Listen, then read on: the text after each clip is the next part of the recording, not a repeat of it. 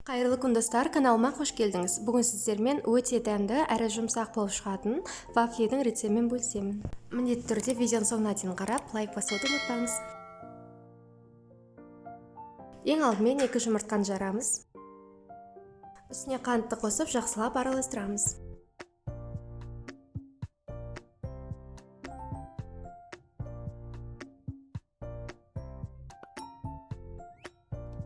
Аздап сүт қосамыз.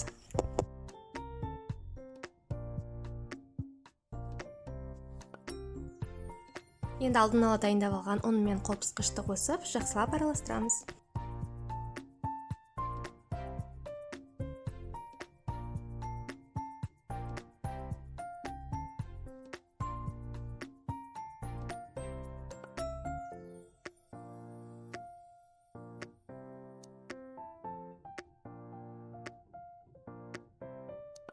Сұйық массамыз дайын болды. Енді жабысып қалмау үшін вафельницамызды сұйық маймен майлаймыз.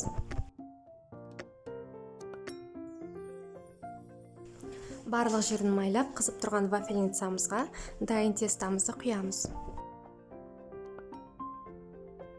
Барлық жерін майлап, қызып тұрған вафельницаға дайын тестамызды құйып, жауып қоямыз.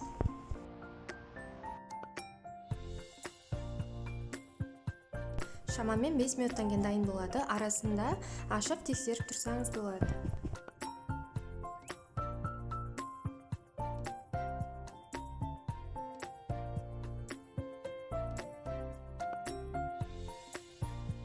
Міне біздің вафлеміз дайын болды. Ыстық вафлиді абайлап, тәрелкеге саламыз және өз қалауымыз бойынша семдейміз.